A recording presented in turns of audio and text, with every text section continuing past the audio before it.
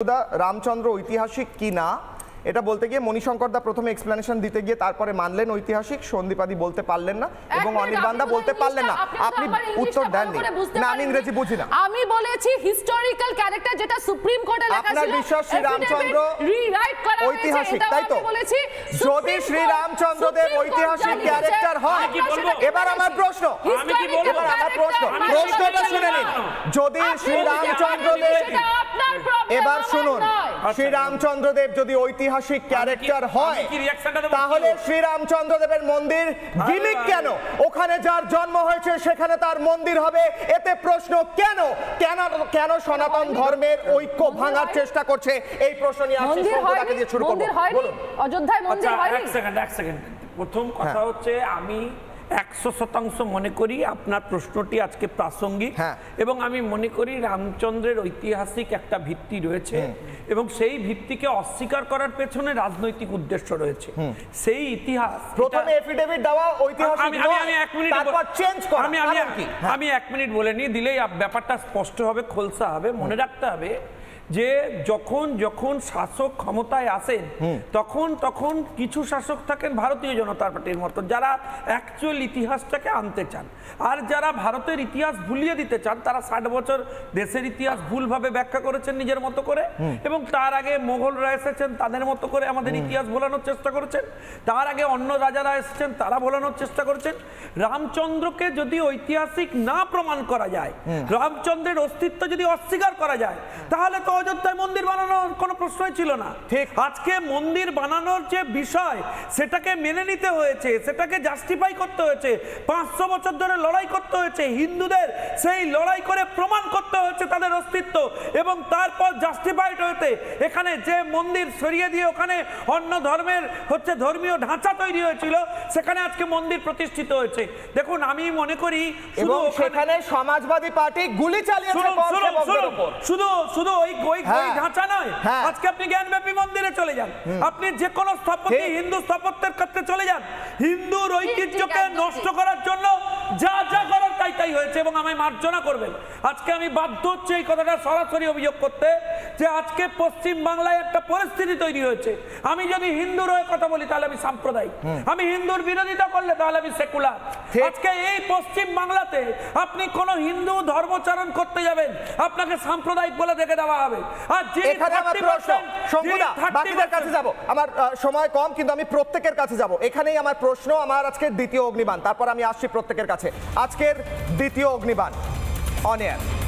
আজকে আমার দ্বিতীয় অগ্নিবাণ, যারা বা রাম যাদের আপন নয়, হিন্দু ঐক্যে তাদের ভয়, যারা রামের অস্তিত্বে বিশ্বাস করে না, কিংবা রাম ঐতিহাসিক বলেও তার মন্দিরের বিরোধিতা করে, তাদের আজ ভয় ধরেছে, কারণ রামচন্দ্রের ভক্তরা এক হয়েছেন।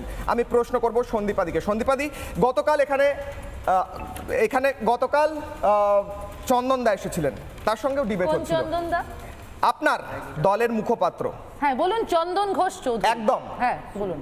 ওনাকে আমি চন্দন দা বলি, ওনার সাথে আমার পার্সোনাল সম্পর্ক আছে। এখানে আপনি পার্সোনাল কোনো না, অবশ্যই আমি চন্দন দা বলবো। আমি যেমন শঙ্কুদা বলবো, চন্দন বাবু এসেছিলেন, আপনি ওনার সাথে কি আছে এইসব বলে ডিবেট ঘোরাতে চেষ্টা করবেন, ওটা পারবেন না আমার সাথে পারবেন না, এই ট্যাকটিকটা আমার সাথে চলে না।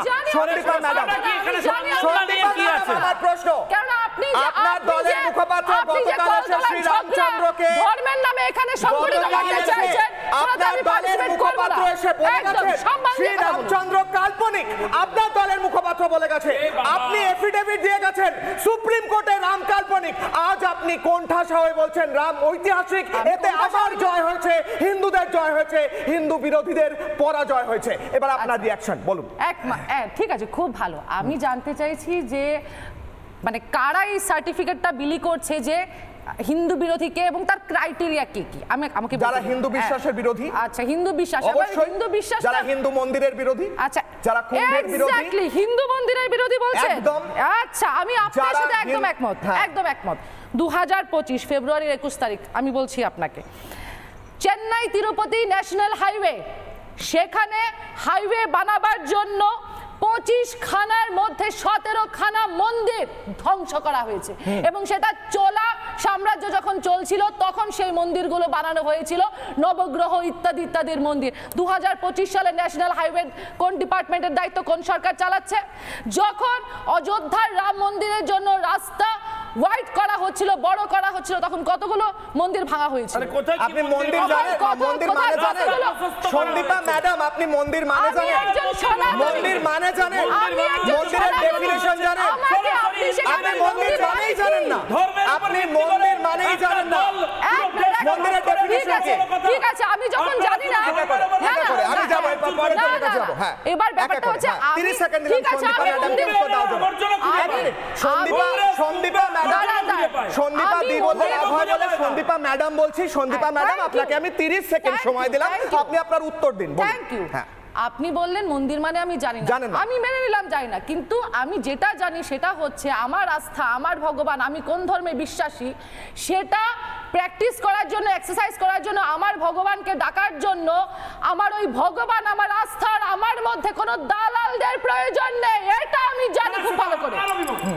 বেশ, 30 সেকেন্ড আর লাগবে সময়, 30 সেকেন্ড সময় দিয়েছি, আর লাগবে সময়। সন্দীপা ম্যাডাম আরো সময় আছে। আমার যা বলার বলে দিয়েছি, আপনি বলেন আমি বলতে চাই না। টাইমার থেকে ফেরাবো।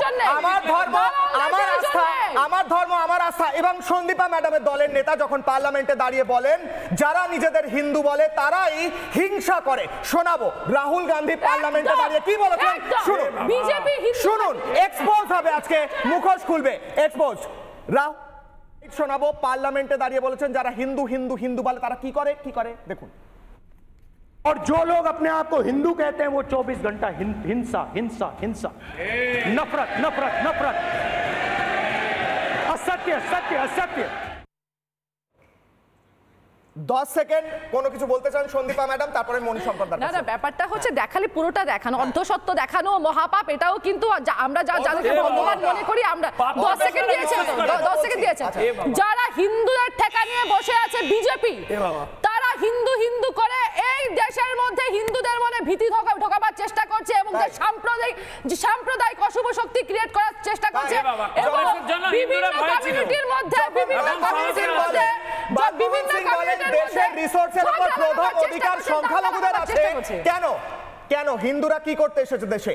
কেন রিসোর্স সবার আগে সংখ্যালঘুদের অধিকার থাকবে সেই কথা যখন মনমোহন সিং দাঁড়িয়ে বলেন সেটা হিন্দু বিরোধী মন্তব্য নয়? অবশ্যই 100% বলেছেন। আমি মণিশঙ্কর দার কাছে আসবো। চ্যালেঞ্জ করছি আজকে রিপাবলিককে, আমার অবশ্যই চ্যালেঞ্জ। পুরো পৃথিবী জানে মনমোহন সিং এর বক্তব্য যেখানে বলেছেন সবার প্রথম অধিকার দেশের রিসোর্সের সংখ্যালঘুদের উপর। আমি বাদ করতে বলবো টিমকে।